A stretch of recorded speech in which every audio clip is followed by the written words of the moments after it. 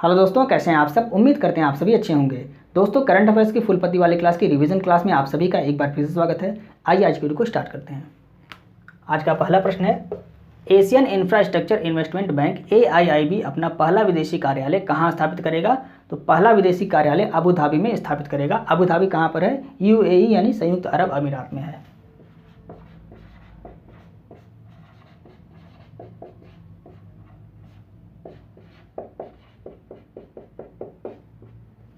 स्थापना इस बैंक की कब हुई थी, यानी AIIB की स्थापना कब हुई? 2016 में हुई। मुख्यालय कहाँ पर है इसका? बीजिंग, चाइना में इसका मुख्यालय है।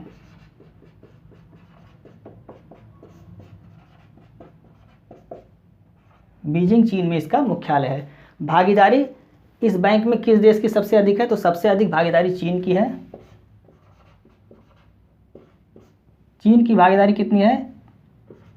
27%। ये 26% चीन की भागीदारी है। और भारत की भागीदारी किसने है? दूसरे स्थान पे कौन है? भारत। इसकी भागीदारी है 7.5%। ये भारत की भागीदारी है। तो मुख्यालय कहाँ पर है इस बैंक का? मुख्यालय है बीजिंग, चीन में। और सबसे अधिक भागीदारी किस देश की है? चीन की सबसे अधिक भागीदारी है 26%। और दूसरे स्थान पर भारत है, इसकी भागीदारी है 7.5%। इसको भी आपको नोट करके लिखना है। आइए दूसरा प्रश्न देखते हैं। भारतीय वायुसेना किसके द्वारा आयोजित अभ्यास इनियोचास 23 में भागीदारी करेगी? तो ग्रीस में आयोजन किया जा रहा है, यानी कि ग्रीस द्वारा आयोजित किया जा रहा है। इसमें भारतीय सेना की तरफ से Su-30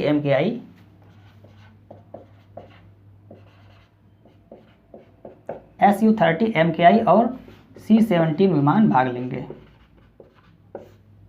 अभी हाल ही में भारतीय वायुसेना ने एक और अभ्यास में भाग लिया था, उसका नाम क्या है? ओरियन सैन्य अभ्यास। ये कहाँ पर हो रहा है? ये फ्रांस में हो रहा है। और इसमें भारत की तरफ से राफेल ने भाग लिया, यानी भारतीय वायुसेना ने राफेल के साथ इसमें भाग लिया।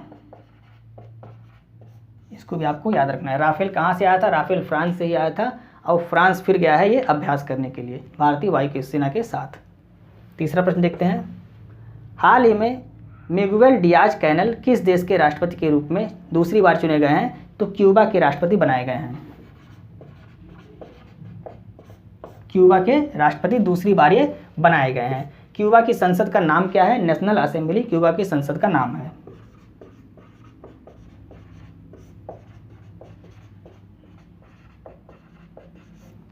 और क्यूबा किस लिए प्रसिद्ध है? तो क्यूबा को चीनी का कटोरा कहा जाता है। इसको भी आपको नोट करके लिखना है।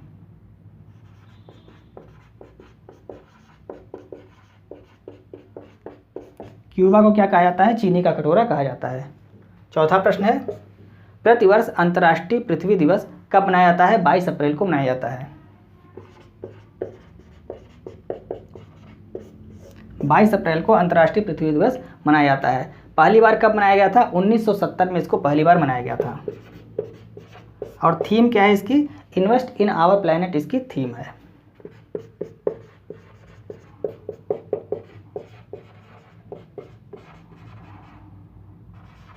इन्वेस्ट इन आवर प्लैनेट ये इसकी थीम है।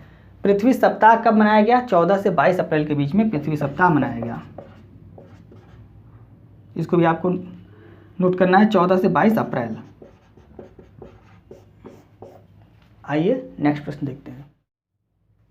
पांचवा प्रश्न है, मध्य प्रदेश में बाढ़ राहत अभियान के दौरान प्रदर्शित असाधारण साहस के लिए वीरता पदक प्राप्त करने वाली पहली महिला वायुसेना अधिकारी कौन है? दीपिका मिश्रा हैं। ये राजस्थान की रहने वाली हैं।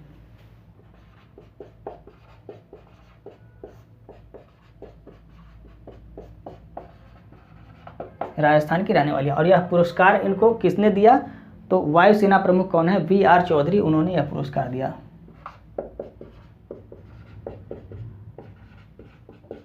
VR चौधरी ये कौन है? ये वायुसेना प्रमुख हैं, इन्होंने यह पुरस्कार इनको दिया, यानी कि यह पदक किसने दिया? VR चौधरी जी ने दिया। ये कौन है? वायुसेना प्रमुख हैं।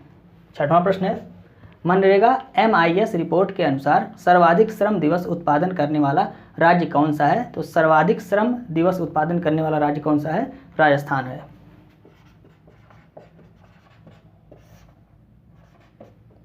दूसरे स्थान पे कौन है? दूसरे स्थान पे तमिलनाडु है।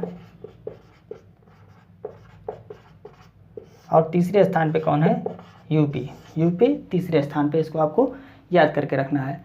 इसके बाद अगर मनरेगा के बारे में बात कर लें तो पहले इसका नाम मनरेगा नहीं था, पहले इसका नाम क्या था, नरेगा था।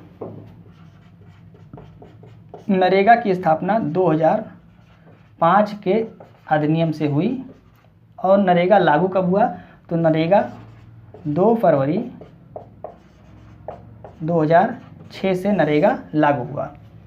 मनरेगा इसका नाम कब पड़ा, तो मनरेगा नाम इसका पड़ा 2 अक्टूबर 2009 में इसका नाम क्या पड़ गया, मनरेगा पड़ गया। तो पहले मनरेगा का नाम क्या था, नरेगा था। इसको 2005 के अधिनियम से बनाया गया, 2 फरवरी 2006 में इसको लागू किया गया और बाद में आगे चल के इसका नाम क्या रख दिया गया, मनरेगा कर दिया गया, जो 2 अक्टूबर 2009 को इसका नाम मनरेगा कर दिया गया। आइए 7वां प्रश्न देखते हैं। हाल ही में चुनाव आयोग ने पहली बार वोट फ्रॉम होम की सुविधा कहाँ प्रारंभ की है, तो कर्नाटक में यह सुविधा प्रारंभ की है। और यह सुविधा किसको दी जाएगी, तो जो व्यक्ति 80 की उम्र पार कर चुके हैं उनके यह सुविधा दी जाएगी और जो विकलांग है उनको, यानी कि 80 प्लस वाले व्यक्तियों को और विकलांग व्यक्तियों को यह सुविधा दी जाएगी। इसको आप लिख लीजिए, 80 प्लस और विकलांग। तो 80 प्लस और विकलांग व्यक्तियों को यह सुविधा दी जाएगी।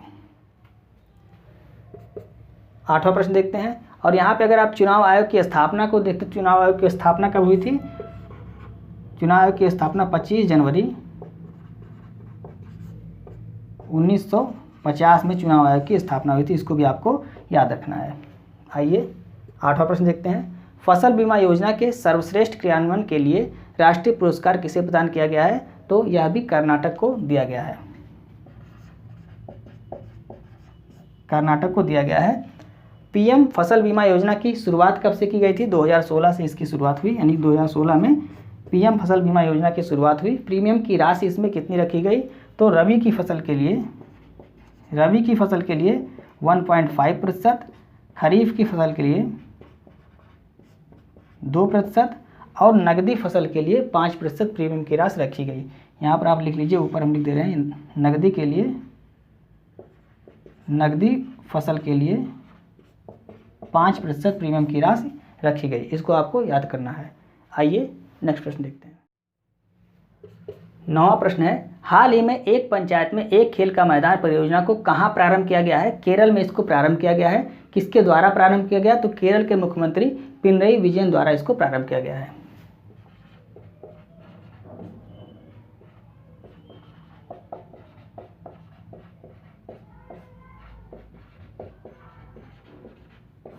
केरल के सीएम पिनरई विजयन द्वारा इसको प्रारंभ किया गया है। कहाँ पर स्टार्ट किया गया है, तो तिरुवनंतपुरम के कल्लिकक्कड़ पंचायत में इसको प्रारंभ किया गया है।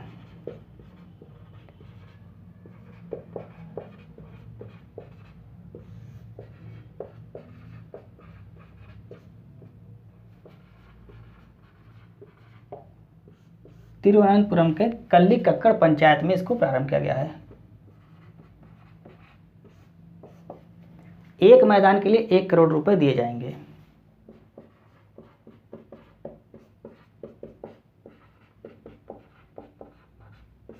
मतलब प्रत्येक मैदान के लिए 1 करोड़ रुपए दिए जाएंगे। आइए 10वां प्रश्न देखते हैं। हाल ही में राष्ट्रीय सुरक्षा परिषद सचिवालय का सैन्य सलाहकार किसे नियुक्त किया गया है, संदीप सिंह को नियुक्त किया गया है।